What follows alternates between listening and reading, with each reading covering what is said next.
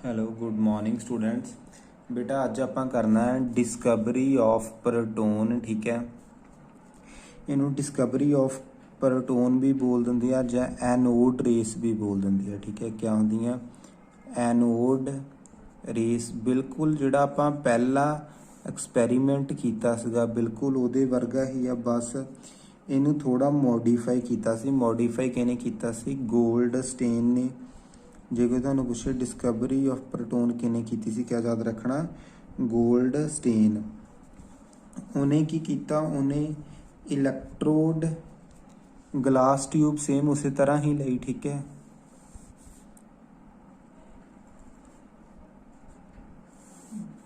Glass tube उसी तरह ही लई। ठीक है, इस साइड एक इलैक्ट्रोड लाता।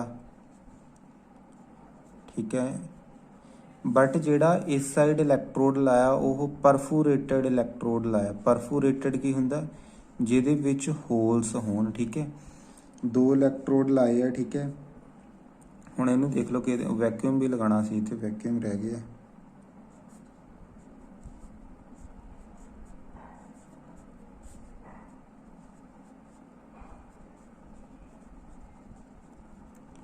ये वैक्यूम हो गया। ठीक है, हुण ਜਿਹਨੂੰ ਆਪਾਂ ਨੈਗੇਟਿਵ ਨਾਲ ਕਨੈਕਟ ਕਰ ਰਹੇ ਆ,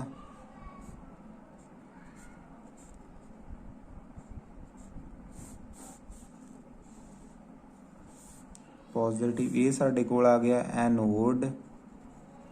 ਤੇ ਇਹ ਜਿਹੜਾ ਇਲੈਕਟ੍ਰੋਡ ਹੈਗਾ ਕੈਥੋਡ ਆ, ਬਟ ਇਹਨੂੰ ਬੋਲਦੇ ਆ ਪਰਫੋਰੇਟਡ ਕੈਥੋਡ। ਕਿਆ ਬੋਲਦੇ ਆ?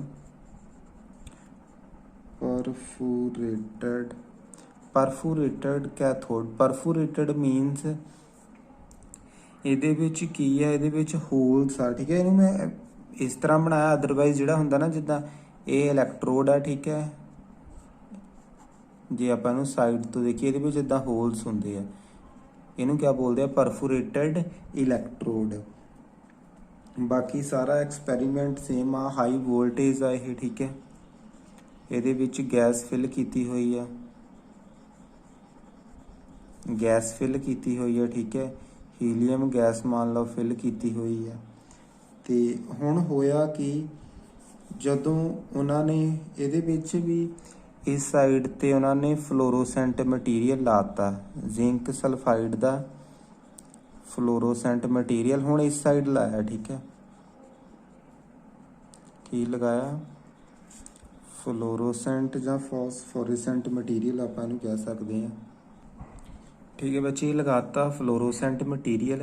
हुण होया कि पहला लो नॉर्मल प्रैशर ते तां कुछ नहीं होया, फिर उन्हें प्रैशर लो कर दिता। जदों प्रैशर लो कर दिता फिर की होया? इधरों कुछ रेस, मतलब कि रेस तो चलो बाद विच गई, उन्होंने देखा कि इस साइड लगातार स्पार्किंग हुई। क्या हुई? स्पार्किंग हुई। कि जे इस साइड कोई स्पार्किंग हो रही है, मतलब इधरों कोई चीज़ आके इस साइड टकरा रही है। ठीक है, हुण वो देखो जिहड़ी चीज़ आ रही है वो किस साइड तो आ रही है? वो एनोड वालों आ रही है। ठीक है ना, तां करके स्टार्टिंग दे विच इन्हां नूं की किया गया? Anode rays. ठीक है बच्चे, हुण इस साइड जिहड़ा पहला सीगा उहदे विच की सीगा? उहदे विच आपां इस साइड फ्लोरोसेंट मटीरियल ला के इधर वाली जिहड़ी चीज़ सी उहनूं ऑब्जर्व कीता सी। इहदे विच जिहड़ा मटीरियल आ ओपोजिट लगाया, ते हुण एनोड वालों भी कुछ इस साइड नूं आ रहा है। बेटा एट ए टाइम इधर नूं भी जा रहे, बट आपां जिहड़ी चीज़ नूं ਲੱਭਣਾ ਚਾਹੁੰਦੇ ਆਪਾਂ ਉਹਦੇ ਅਕੋਰਡਿੰਗ ਜਾਲ ਵਿਛਾਇਆ ਹੋਇਆ ਹੈ। ਠੀਕ ਹੈ, ਆਪਾਂ ਐਨੋਡ ਨੂੰ ਲੱਭਣਾ ਚਾਹੁੰਦੇ ਹਾਂ, ਤਾਂ ਕਰਕੇ ਆਪਾਂ ਇਸ ਸਾਈਡ ਫਲੋਰੋਸੈਂਟ ਮਟੀਰੀਅਲ ਲਾ ਕੇ ਇੱਧਰੋਂ ਹੁਣ ਰੇਸ ਗਈਆਂ। ਠੀਕ ਹੈ, ਹੁਣ ਰੇਸ ਐਨੋਡ ਵੱਲੋਂ ਆ ਰਹੀਆਂ, ਤਾਂ ਕਰਕੇ ਸਟਾਰਟਿੰਗ ਦੇ ਵਿੱਚ ਇਹਨਾਂ ਨੂੰ ਕਿਆ ਬੋਲਿਆ ਗਿਆ?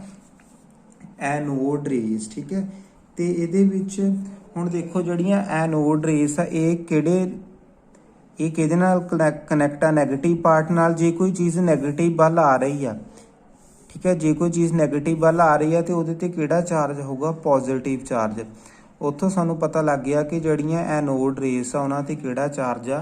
पॉजिटिव चार्ज आ। ठीक है, तो एक होर चीज़ जड़ियाँ एनोड रेस है इन्हां नूं कैनाल रेस या कैनल कह लो, जो मर्जी कह लो, कैनाल रेस भी बोलते हैं। कैनाल रेस काते बोलते हैं? क्योंकि जोड़े होल आ, जदों ये जड़ियाँ रेस होल विचों ਪਾਸ ਹੋ ਕੇ ਇਸ ਸਾਈਡ ਟਕਰਾਉਂਦੀਆਂ ਪਈਆਂ, ਠੀਕ ਹੈ। ਤਾਂ ਕਰਕੇ ਇਹਨਾਂ ਨੂੰ ਕਿਆ ਬੋਲਦੇ ਆ, ਕੈਨਾਲ ਰੇਸ। ਹੁਣ ਕਈ ਵਾਰੀ ਤੁਹਾਡੇ ਮਾਈਂਡ ਦੇ ਵਿੱਚ ਕੁਐਸਚਨ ਆ ਜਾਂਦਾ ਕਿ ਆਪਾਂ ਪਰਫੋਰੇਟਡ ਦੇ ਨਾਲ ਹੀ ਕਾਹਤੇ ਐਕਸਪੈਰੀਮੈਂਟ ਕਰਦੇ ਹਾਂ। ਬੇਸਿਕਲੀ ਜਿਹੜਾ ਇਹ ਐਕਸਪੈਰੀਮੈਂਟ ਸੀਗਾ ਨਾ, ਜੇ ਆਪਾਂ ਸਿੰਪਲ ਇਲੈਕਟ੍ਰੋਡ ਲੈ ਕੇ ਕਰਦੇ ਹਾਂ, ਪਰਫੋਰੇਟਡ ਇਲੈਕਟ੍ਰੋਡ ਨਹੀਂ ਲੈਣੇ, ਤਾਂ ਇਸ ਸਾਈਡ ਓਬਜ਼ਰਵ ਨਹੀਂ ਹੁੰਦਾ ਸੀਗਾ, ਠੀਕ ਹੈ।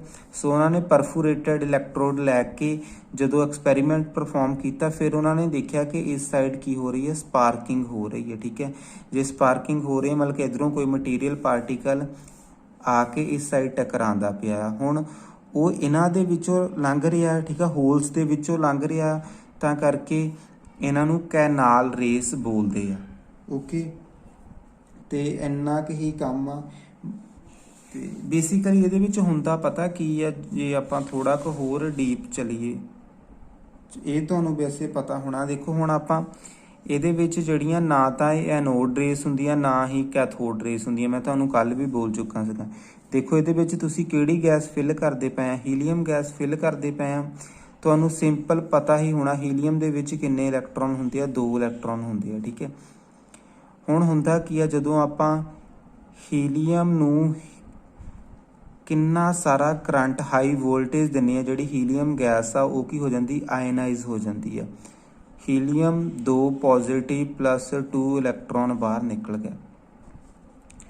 ਹੁਣ ਇਹ ਜਿਹੜੇ 2 ਇਲੈਕਟ੍ਰੋਨ ਬਾਹਰ ਨਿਕਲੇ ਆ, ਠੀਕ ਹੈ, ਇਹ 2 ਇਲੈਕਟ੍ਰੋਨ ਬਾਹਰ ਨਿਕਲੇ ਆ, ਇਹ ਬੇਸਿਕਲੀ ਜਿਹੜੇ ਇਹਨਾਂ ਤੇ ਕਿਹੜਾ ਚਾਰਜ ਆ, ਨੈਗੇਟਿਵ ਚਾਰਜ ਆ। ਨੈਗੇਟਿਵ ਕਿੱਧਰ ਨੂੰ ਜਾਣਗੇ, ਨੈਗੇਟਿਵ ਪੋਜ਼ਿਟਿਵ ਵੱਲ ਨੂੰ ਜਾਣਗੇ।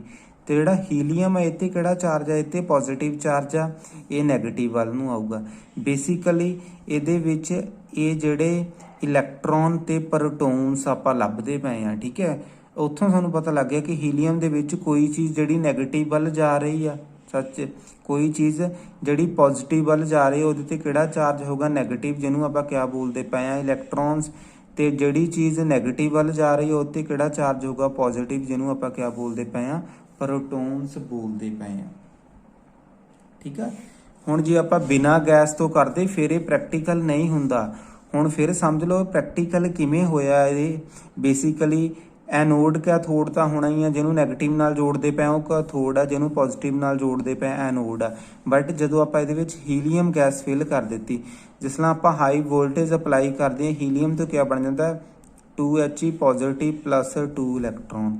ਹੁਣ ਇਹ ਚੀਜ਼ ਆ ਗੈਸ ਦੇ ਵਿੱਚ ਬਣੀ ਹੋਈ ਆ, ਜਿਹੜੀ ਗਲਾਸ ਟਿਊਬ ਹੈ ਇਹਦੇ ਵਿੱਚ ਬਣੀ ਹੋਈ ਆ। ਜਿਹੜਾ ਹੁਣ ਨੈਗੇਟਿਵ ਹੈ ਇਹ ਕਿੱਧਰ ਨੂੰ ਜਾਊਗਾ, ਨੈਗੇਟਿਵ ਨੇ ਪੋਜ਼ਿਟਿਵ ਵੱਲ ਨੂੰ ਜਾਣਾ ਆ। ਜਿਹੜਾ ਨੈਗੇਟਿਵ ਆ ਪੋਜ਼ਿਟਿਵ ਵੱਲ ਨੂੰ ਜਾ ਰਿਹਾ, ਇਹਨਾਂ ਨੂੰ ਕੈਥੋਡ ਰੇਸ ਬੋਲਿਆ ਗਿਆ ਸਟਾਰਟਿੰਗ ਦੇ ਵਿੱਚ। ਤੇ ਜਿਹੜੇ ਹੀਲੀਅਮ ਨਹੀਂ ਆਪਾਂ ਕਹਿ ਸਕਦੇ, ਜਿਹੜਾ ਇਹਦੇ ਵਿੱਚ ਪ੍ਰੋਟੋਨਸ ਬਚ ਗਏ ਆ, ਪ੍ਰੋਟੋਨਸ ਜਿਹੜੇ ਨੈਗੇਟਿਵ ਵੱਲ ਨੂੰ ਆ ਰਹੇ ਆ, ਉਹਨਾਂ ਨੂੰ ਆਪਾਂ ਐਨੋਡ ਰੇਸ ਬੋਲਿਆ, ਠੀਕ ਹੈ। ਬੇਸਿਕਲੀ ਇਹ ਕਨਸੈਪਟ ਆ। ਇਹ ਸਾਨੂੰ ਉਹਦਾ ਬਾਅਦ ਵਿੱਚ ਜਾ ਕੇ ਪਤਾ ਲੱਗਦਾ ਹੈ, ਪਹਿਲਾਂ ਆਪਾਂ ਇਹਦੇ ਅਕੋਰਡਿੰਗ ਇਹਨਾਂ ਨੂੰ ਸਰਚ ਆਊਟ ਕੀਤਾ ਹੈ। ਓਕੇ, ਇੰਨਾ ਕੁ ਕੰਮ ਸੀਗਾ ਸਾਡਾ ਐਨੋਡ ਰੇਸ ਦਾ। ਫਿਰ ਉਹਦੇ ਬਾਅਦ ਵਿੱਚ ਐਨੋਡ ਰੇਸ ਦੀਆਂ ਪ੍ਰੋਪਰਟੀਜ਼ ਆ ਜਾਂਦੀਆਂ। ਪ੍ਰੋਪਰਟੀਜ਼ ਕਿਸ ਤਰ੍ਹਾਂ ਦੀਆਂ ਹੁੰਦੀਆਂ, ਪ੍ਰੋਪਰਟੀਜ਼ ਤੁਸੀਂ ਸਿੰਪਲ ਜਿਹੀਆਂ ਯਾਦ ਰੱਖ ਲੈਣੀਆਂ, ਠੀਕ ਹੈ। ਕੋਈ ਜ਼ਿਆਦਾ ਡੀਪ ਪੜ੍ਹਨ ਦੀ ਲੋੜ ਨਹੀਂ, ਠੀਕ ਹੈ। ਮੈਂ ਤੁਹਾਨੂੰ ਬੋਲ ਕੇ ਹੀ ਲਿਖਵਾ ਦਿੰਦਾ। ਪਹਿਲਾ ਤਾਂ ਇਹ ਆ, anode rays travel in straight line. ਉਹ ਬਿਲਕੁਲ ਸਿੱਧੀਆਂ ਟਰੈਵਲ ਕਰਦੀਆਂ, ਆਪਾਂ ਪਹਿਲਾਂ ਵੀ ਪੜ੍ਹ ਚੁੱਕੇ ਹਾਂ। Anode rays travel in straight line, ਠੀਕ ਹੈ।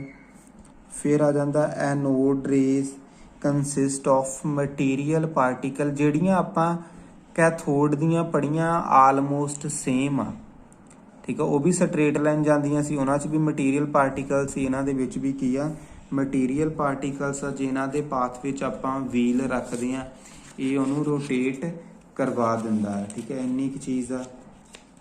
ਜੇ ਆਪਾਂ ਥੋੜਾ ਕੁ ਹੋਰ ਅੱਗੇ ਜਾ ਕੇ ਸਟੱਡੀ ਕੀਤਾ ਜਾਵੇ, ਹੁਣ ਦੇਖੋ ਜਿੱਦਾਂ ਆਪਾਂ ਪਹਿਲਾਂ ਪੜ੍ਹਿਆ ਸੀਗਾ, ਇਹ ਟਿਊਬ ਆ, ਠੀਕ ਹੈ। ਇਹਦੇ ਉੱਤੇ ਇਲੈਕਟ੍ਰਿਕ ਫੀਲਡ ਅਪਲਾਈ ਕਰਤਾ, ਮਤਲਬ ਇੱਕ ਪਾਸੇ ਨੈਗੇਟਿਵ ਇੱਕ ਪਾਸੇ ਪੋਜ਼ਿਟਿਵ। ਹੁਣ ਜਿਹੜੀਆਂ ਐਨੋਡ ਰੇਸ ਹੋਈਆਂ ਇਹ ਨੈਗੇਟਿਵ ਵੱਲ ਨੂੰ ਅਟਰੈਕਟ ਹੋ ਗਈਆਂ। ਜੇ ਨੈਗੇਟਿਵ ਵੱਲ ਨੂੰ ਅਟਰੈਕਟ ਹੁੰਦੀਆਂ ਪਈਆਂ, ਇਹਨਾਂ ਤੇ ਕਿਹੜਾ ਚਾਰਜ ਆ, ਪੋਜ਼ਿਟਿਵ ਚਾਰਜ ਆ। ਐਨੋਡ ਰੇਸ ਤੇ ਕਿਹੜਾ ਚਾਰਜ ਆ, ਪੋਜ਼ਿਟਿਵ ਚਾਰਜ ਆ, ਠੀਕ ਹੈ।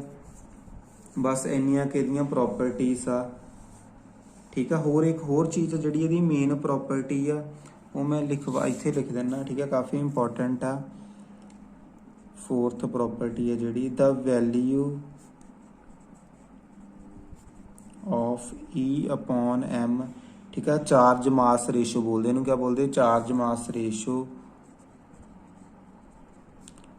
Also depends upon the particle, also depends upon the nature of gas, upon the nature of gas enclosed in discharge tube, ठीक है। फिर देख लो जी E upon M charge upon mass ratio ਕਾਹਦੇ 'ਤੇ ਡਿਪੈਂਡ ਕਰਦੀ ਹੈ ਕਿ ਇਹਦੇ ਵਿੱਚ ਕਿਹੜੀ ਗੈਸ ਡਿਜ਼ੋਲਵ ਹੋਈ ਹੈ, ਠੀਕ ਹੈ। ਤੁਸੀਂ ਸਿੰਪਲ ਹੀ ਯਾਦ ਰੱਖਣਾ ਕਿ ਜਿਹੜਾ ਪ੍ਰੋਟੋਨ ਇਹ ਵਾਲਾ ਬਣਦਾ ਪੋਜ਼ਿਟਿਵ ਚਾਰਜ ਬਣਦਾ ਉਹ ਕਦੋਂ ਬਣਦਾ, ਜਦੋਂ ਇਲੈਕਟ੍ਰੋਨ ਬਾਹਰ ਨਿਕਲਦੇ ਆ। ਤੁਸੀਂ ਬੇਟਾ ਇਹਦੇ ਵਿੱਚ ਜ਼ਿਆਦਾ ਕੁਝ ਨਹੀਂ ਖਾਸ ਯਾਦ ਰੱਖਣਾ, ਸਿਰਫ ਇਹ ਲਾਈਨ ਯਾਦ ਰੱਖਣੀ ਆ ਕਿ ਚਾਰਜ ਮਾਸ ਰੇਸ਼ੋ ਕਾਹਦੇ 'ਤੇ ਡਿਪੈਂਡ ਕਰਦੀ ਹੈ ਕਿ ਆਪਾਂ ਕਿਹੜੀ ਗੈਸ ਇਨਕਲੋਜ਼ ਕੀਤੀ ਹੋਈ ਹੈ, मतलब कि ਕਿਹੜੀ ਗੈਸ ਪਾਈ ਹੋਈ ਆ ਗਲਾਸ ਟਿਊਬ ਦੇ ਵਿੱਚ, ਠੀਕ ਹੈ। ਪ੍ਰੋਟੋਨਸ ਇੰਨਾ ਹੀ ਹੁੰਦਾ, ਜਿਹੜਾ ਪ੍ਰੋਟੋਨਸ ਦੇ ਉੱਪਰ ਚਾਰਜ ਹੁੰਦਾ, ਪ੍ਰੋਟੋਨਸ ਦੇ ਉੱਪਰ ਚਾਰਜ ਹੁੰਦਾ 1.67 × 10⁻⁻9 ਕੂਲਮ ਚਾਰਜ ਹੁੰਦਾ ਹੈ, ਠੀਕ ਹੈ। ਪ੍ਰੋਟੋਨਸ ਤੇ ਚਾਰਜ ਕਿੰਨਾ ਹੁੰਦਾ 1.67 × 10⁻9 ਕੂਲਮ 19 ਕੂਲਮ। ਜੇ ਆਪਾਂ ਇਲੈਕਟ੍ਰੋਨ ਦੀ ਗੱਲ ਕਰੀਏ, ਇਲੈਕਟ੍ਰੋਨ ਦੇ ਵਿੱਚ ਆਪਾਂ ਜਿਹੜਾ ਚਾਰਜ ਲੈਣਾ ਆਪਾਂ ਇਹਦੇ ਮੂਹਰੇ ਮਾਈਨਸ ਲਗਾ ਦਿੰਦੇ ਹਾਂ, ਠੀਕ ਹੈ, ਕਿ ਇਹਦੇ ਮੂਹਰੇ ਮਾਈਨਸ ਇੰਨਾ ਚਾਰਜ ਹੁੰਦਾ ਹੈ, ਠੀਕ ਹੈ ਬੇਟਾ। ਉਹਦੇ ਬਾਅਦ ਵਿੱਚ ਥੋੜ੍ਹੀਆਂ ਕੁ ਵੈਲਿਊਜ਼ ਆ, ਇਹਨਾਂ ਨੂੰ ਤੁਸੀਂ ਯਾਦ ਰੱਖਣਾ। ਜੇ ਤੁਹਾਨੂੰ ਮਾਸ ਆਫ ਇਲੈਕਟ੍ਰੋਨ ਪੁੱਛਦਾ ਪਿਆ, ਮਾਸ ਆਫ ਇਲੈਕਟ੍ਰੋਨ ਕਿੰਨਾ ਆ, ਮਾਸ ਆਫ ਇਲੈਕਟ੍ਰੋਨ ਦਾ 9.1 × 10⁻31 ਕਿਲੋਗ੍ਰਾਮ ਇਲੈਕਟ੍ਰੋਨ ਦਾ ਮਾਸ ਇੰਨਾ ਹੁੰਦਾ ਹੈ, ਠੀਕ ਹੈ। ਜੇ ਆਪਾਂ ਗੱਲ ਕਰੀਏ ਚਾਰਜ ਔਨ ਇਲੈਕਟ੍ਰੋਨ, ਇਲੈਕਟ੍ਰੋਨ ਦਾ ਚਾਰਜ ਕਹਿੰਦਾ -1.6 × 10⁻19 ਕੂਲਮ, ਠੀਕ ਹੈ। ਇਲੈਕਟ੍ਰੋਨ ਦਾ ਮਾਸ ਇੰਨਾ ਹੁੰਦਾ, ਚਾਰਜ ਇੰਨਾ ਹੁੰਦਾ।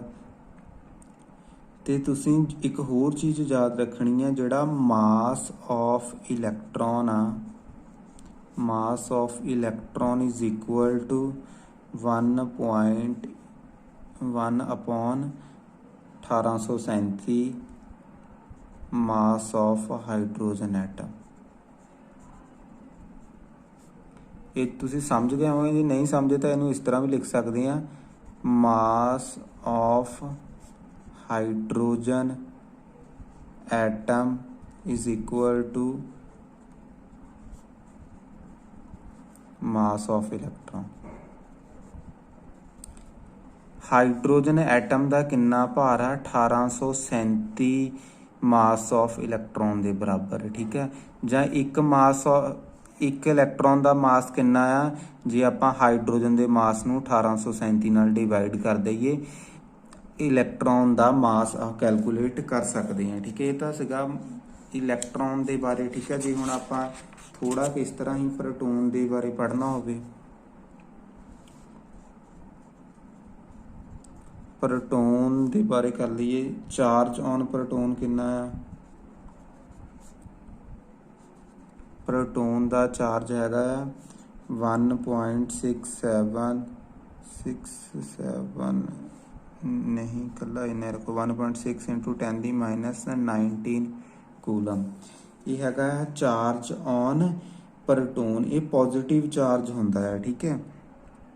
ਤੇ ਜੇ ਆਪਾਂ ਇਹਦੇ ਵਿੱਚ ਹੋਰ ਦੇਖ ਲਈਏ ਕਿ ਇਹਦਾ ਮਾਸ ਕਿੰਨਾ ਆ, mass of proton is equal to mass of 1 atom of hydrogen. ਇੰਨੀ ਚੀਜ਼ ਯਾਦ ਰੱਖਣੀ, ਠੀਕ ਹੈ। ਇਹਦੇ ਨਾਲ ਹੀ ਤੁਹਾਨੂੰ ਇਹਨੂੰ ਯਾਦ ਰੱਖਣਾ, ਨੋਟ ਕਰ ਲੈਣਾ ਪ੍ਰੋਪਰਲੀ, ਕਾਫੀ ਇੰਪੋਰਟੈਂਟ ਹੈ, ਠੀਕ ਹੈ। ਕਿ ਮਾਸ ਆਫ ਇਲੈਕਟ੍ਰੋਨ ਪ੍ਰੋਟੋਨ ਕੀ ਆ, ਚਾਰਜ ਕਿੰਨਾ ਆ, ਹਾਈਡਰੋਜਨ। ਹੁਣ ਹੁੰਦਾ ਪਤਾ ਕੀ ਆ, ਬੇਸਿਕਲੀ ਜਿਹੜਾ ਹਾਈਡਰੋਜਨ ਆ ਨਾ, ਹਾਈਡਰੋਜਨ ਇੱਕ ਇਲੈਕਟ੍ਰੋਨ ਤੋਂ ਬਣਿਆ, ਇੱਕ ਪ੍ਰੋਟੋਨ ਤੋਂ ਬਣਿਆ, ਠੀਕ ਹੈ। ਉਹਦੇ ਅਕੋਰਡਿੰਗ ਇਹਨਾਂ ਨੂੰ ਕੰਪੇਅਰ ਕੀਤਾ ਹੋਇਆ। ਤੁਸੀਂ ਇਹਨੂੰ ਛੱਡ ਦਿਓ, ਬਸ ਇੰਨੀ ਕੁ ਵੈਲਿਊਸ ਯਾਦ ਰੱਖਣੀ ਹੈ। ਤੇ ਬਾਕੀ ਜਿਹੜਾ ਅਗਲਾ ਟੌਪਿਕ ਉਹ ਆਪਾਂ ਨੈਕਸਟ ਕਰਾਂਗੇ। ਥੈਂਕ ਯੂ ਬੇਟਾ।